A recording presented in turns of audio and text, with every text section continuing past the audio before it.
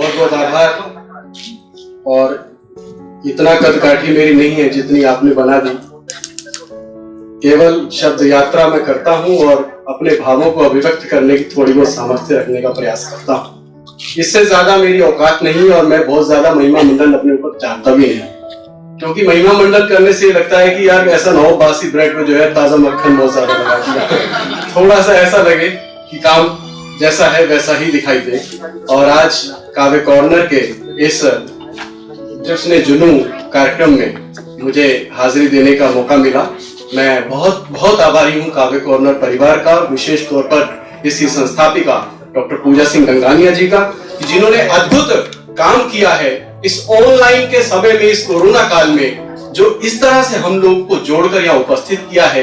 एक बहुत अच्छी परिकल्पना को साकार करने का भागीरथ प्रयास किया है। मैं काव्य कॉर्नर की टीम, डॉक्टर पूजा सिंह गंगानिया और तमाम लोग जो प्रत्यक्ष और अप्रत्यक्ष रूप से इस काव्य कॉर्नर से जुड़े हैं, सभी को बधाई देता हूं, सभी को शुभकामनाएं देता हूं कि ये पहला चरण ना हो आपका, ये उत्तरोत्तर चरण हो जो लगातार अपनी विकास यात्रा को आगे तक लेकर चले।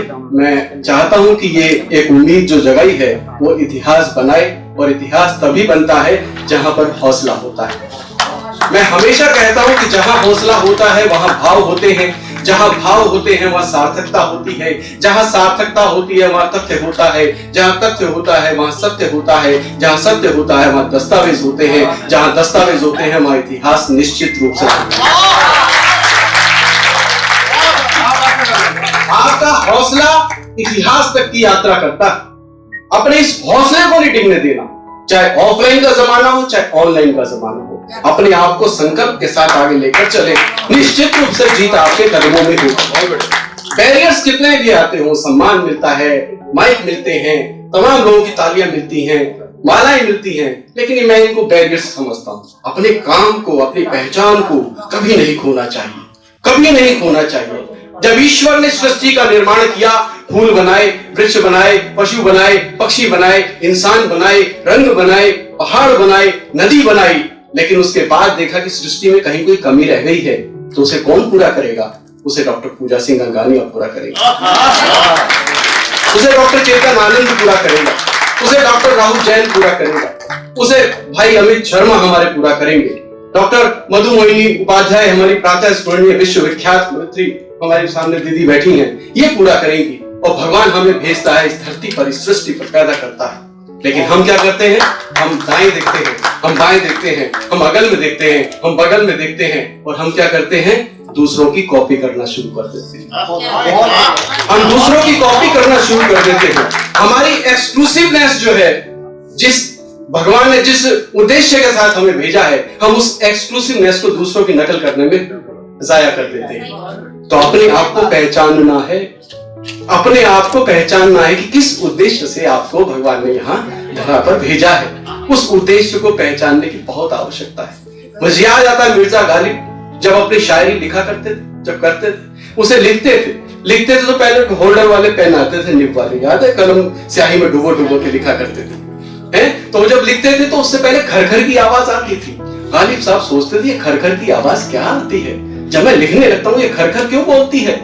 बहुत मनन और चिंतन करने के बाद गालिब साहब की बात देखिए निकल के आती है सामने। गालिब साहब कहते हैं कि ये खरखर की आवाज ना, उस खुदा की आवाज है, उस खुदा की आवाज है। ये खरखर जब बोलती है ना कलम, और जो लिखती है, तो ये खुदा अपनी बात हमसे लिखवाता है। ये खरखर की आवाज खुदा की आवाज है, तभी वो लिपि में शब्द बनकर सामने आते हैं। तो मैं भी यही कहता हूं कि हम उस खुदा के मुंशी हैं, हम उस खुदा के मुंशी हैं। हम सौभाग्यशाली, हमें समझना चाहिए। हमें नहीं समझना चाहिए कि हम बहुत बड़े कवि हैं, हम बहुत बड़े कवि हैं, हमने बहुत सारे पुराण लिख दिए, या 2-4 छंद लिखने के बाद हम बहुत बड़े कवि हो गए। नहीं, हम उस खुदा के मुंशी हैं। हम सौभाग्यशाली अपने आप को समझे कि वो अपनी बात लिखवाने के लिए आपका चयन कर रहा है, या आपको चुना है।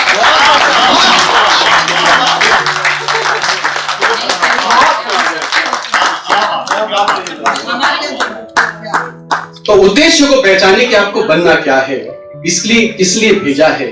सृष्टि में आपको क्या करना है, उस कमी को जो पूरा करना है, जिस उद्देश्य के साथ, जिस सोच के साथ भगवान ने आपको नीचे यहाँ धरा पर भेजा है, उसको कैसे पूरा करेंगे। और जो इसको पहचान के पूरा कर रहे हैं वो अमित शर्मा बन रहे हैं, डॉक्टर मधुमनी उपाध्याय बन रही है, वो हमारे आशीष प्रकाश सक्सेना बन रहे हैं, वो हमारी वंदना बन रही है, वो हमारी मुस्कान बन रही है, हमारे भाई मनोज ओज के मनोज बन रहे हैं, वो हमारे प्रवेंद्र जी बन रहे हैं, डॉक्टर पूजा सिंह गंगानिया बन रही हैं, हमारे कवि आदित्य बन रहे हैं और आप लोग बन रहे हैं। लेकिन पहचानना है। बहुत जरूरी नहीं है कि समंदर बना जाए, लेकिन समंदर में बनने वाली अगर लहर के बीच में से एक बूंद भी उछल के ऊपर आ गई और लोगों की नजर में आप आ गए, वो बूंद नजर में आ गए, आपके जीने का उद्देश्य निश्चित रूप से पूरा हो जाता है।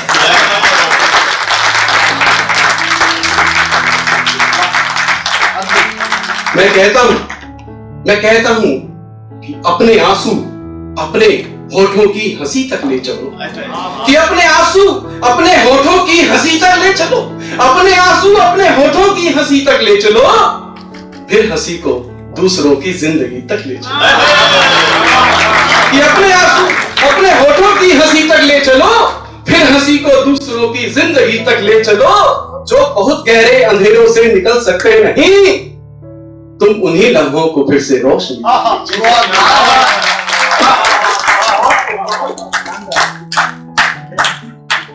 तुम उन्हीं लम्हों को फिर से रोशनी तक ले चलो। कोरोना काल के इस अंधकार से उजाले की ओर लाने का प्रयास डॉक्टर पूजा सिंह गंगानिया ने ये कार्यक्रम, ये पंक्तियां मैं इन्हीं को समर्पित करता हूं।